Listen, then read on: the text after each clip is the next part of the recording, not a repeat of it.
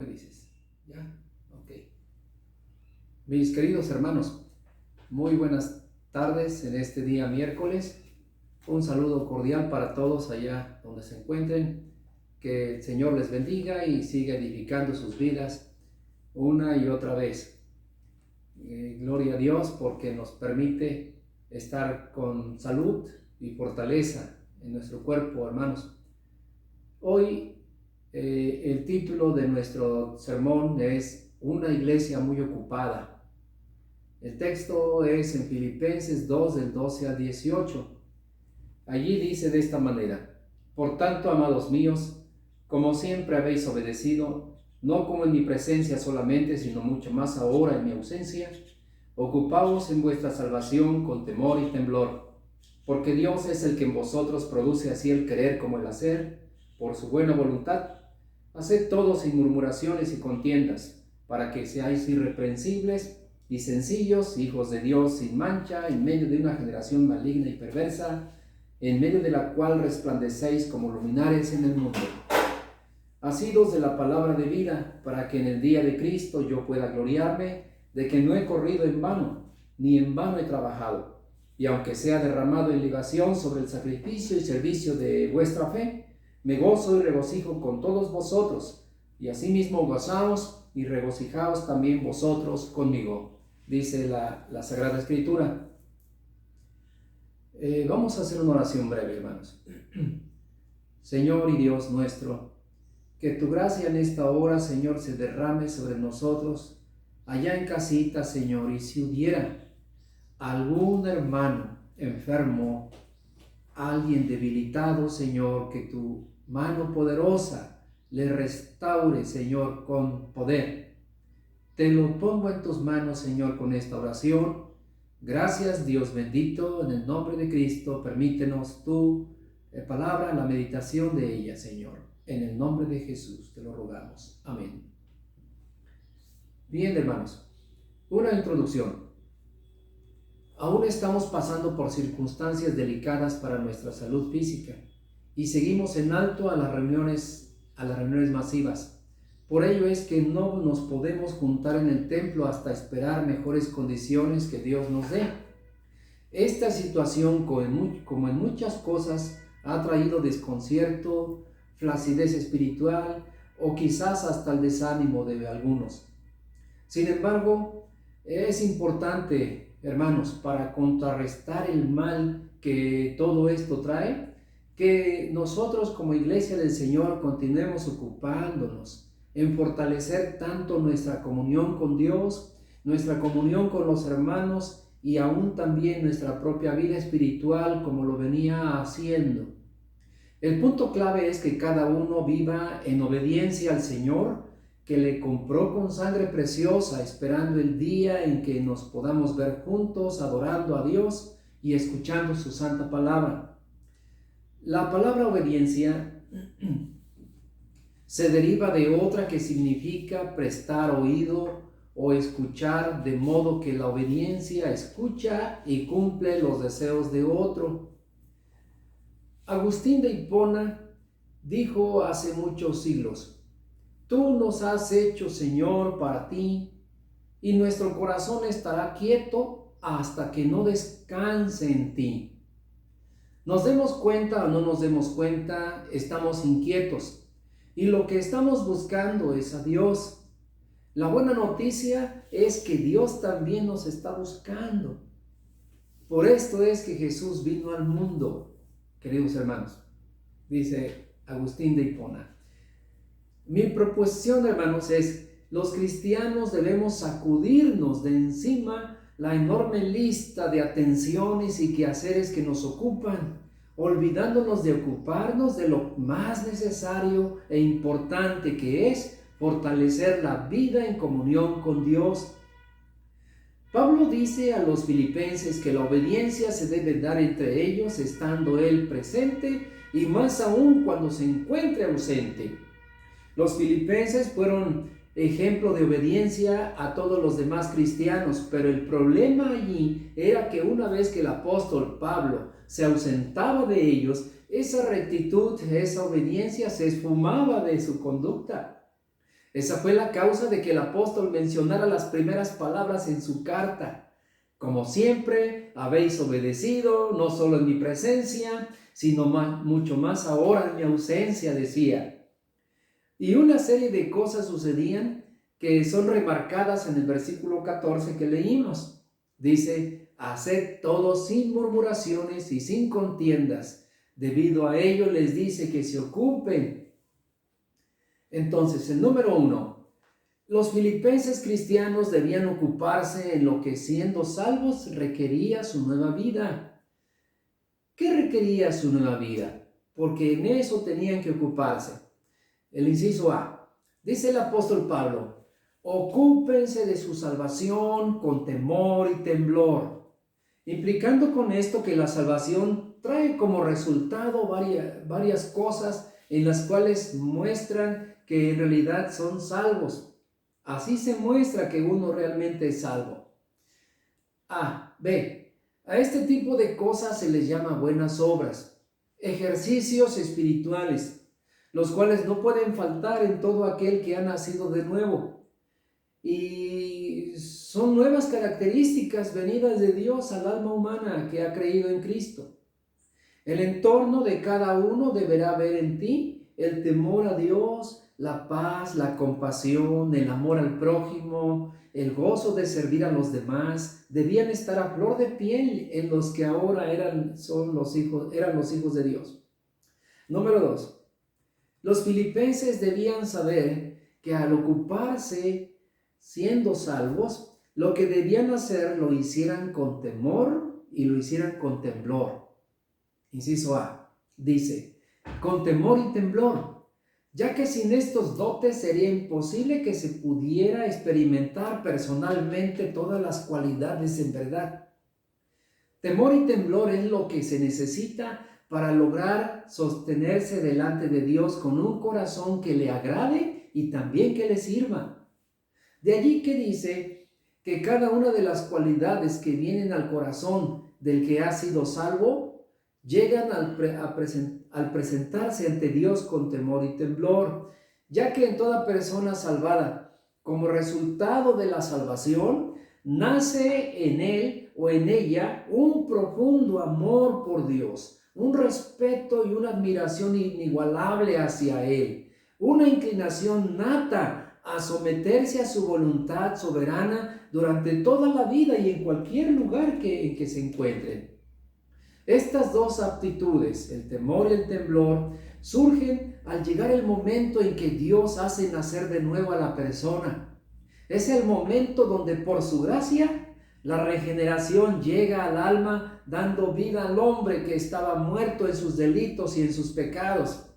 Son de las cosas que se requieren para que el Señor pueda oír y responder y quiera derramar sobre uno su misericordia, su humildad y la voluntad para obedecerle, sometiendo a la nueva criatura a sus deseos y a sus mandatos. El temor y temblor en el corazón de la persona salvada tiene su base en el corazón de Dios, porque dice que Dios resiste a los soberbios y da gracia a los humildes.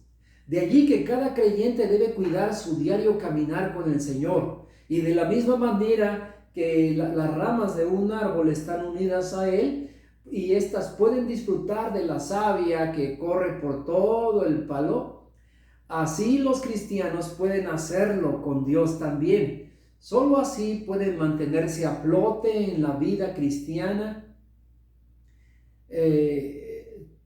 siendo influidos por Él. Número 3.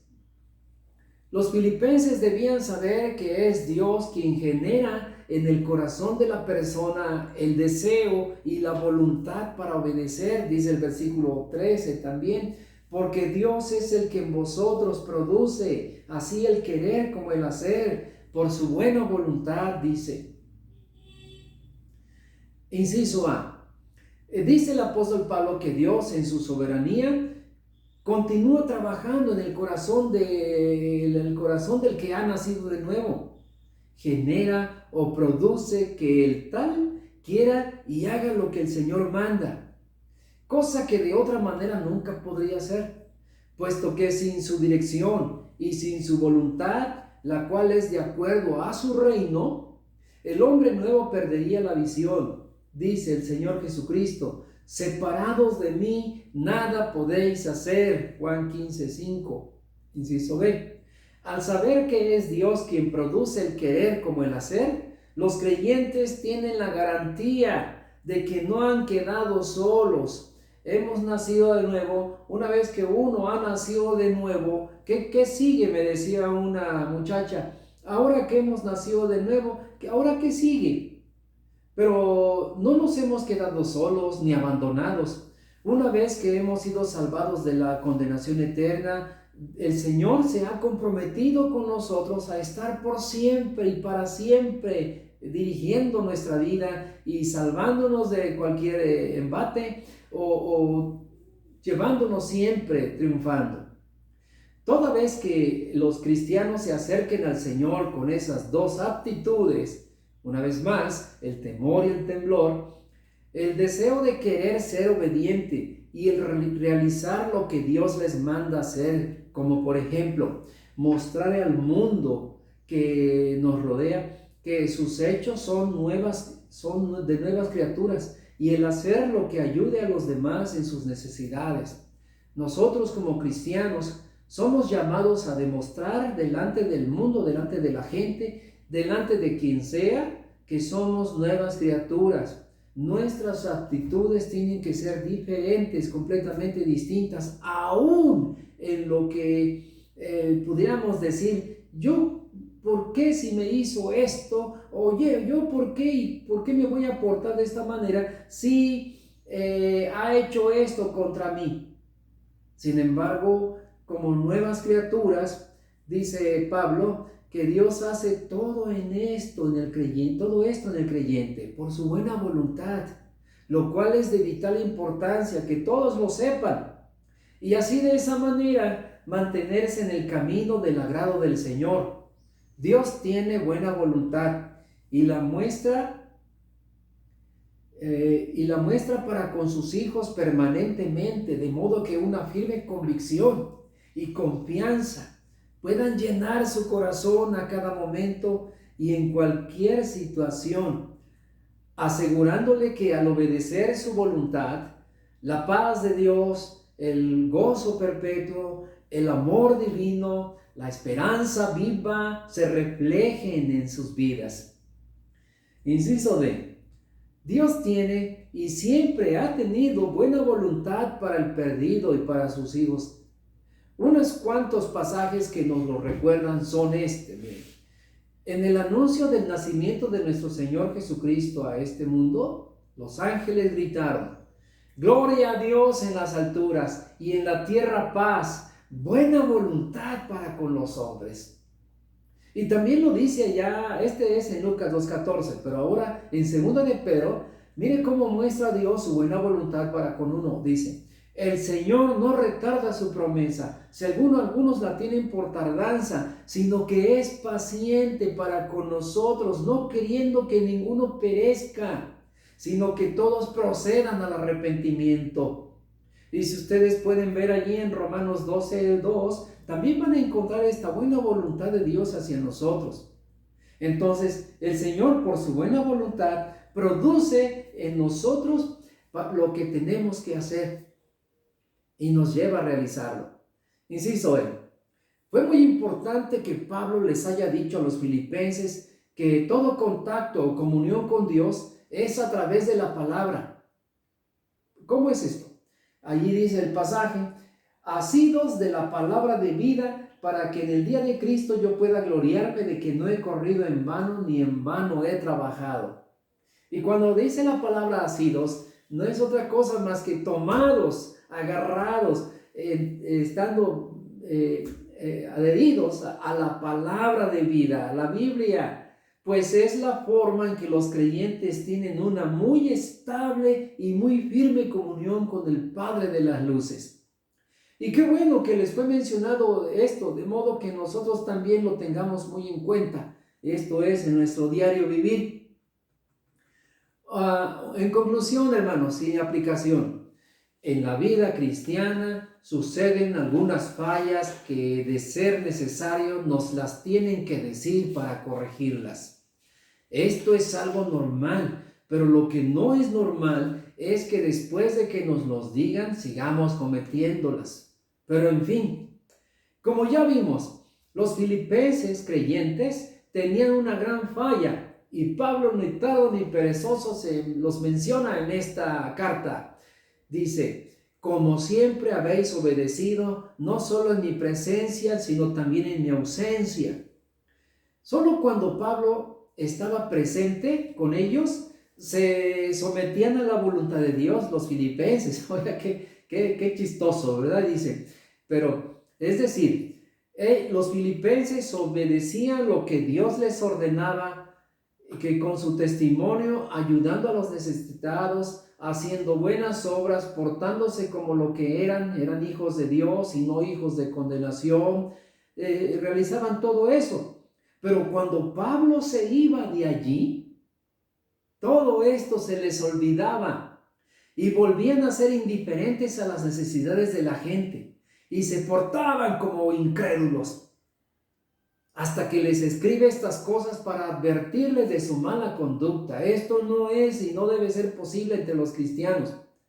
Ahora, hermanos, nosotros también debemos superar la indiferencia espiritual, el ocio de estar fuera del templo tanto tiempo y la pereza que se ha apoderado de nuestro cuerpo. O pudiera ser la nostalgia o tristeza que nos ha dado al ya no podernos reunir y romper las murallas de soledad y miedo que se han levantado en nuestra alma, sin meditar en la Biblia, sin tener tiempo para orar, porque es mandado por Dios que nosotros hagamos esto. Es ordenado por el Señor que ustedes y yo estemos estudiando la Biblia, pero si ya no hay ganas, pero si este asunto que estamos pasando ha hecho que vayamos debilitándonos, tenemos que corregir ese camino. Meditar en la Biblia, tener tiempo para orar, sin el deseo de cantar alabanzas al Señor, sin querer vernos juntos. Hermanos, llegó también el tiempo de sacudirnos todo esto, como lo hace el perrito que sacude el agua cuando sale del río. Y recordemos que Dios está con nosotros y está dando la voluntad a nuestra vida de buscarle más y más.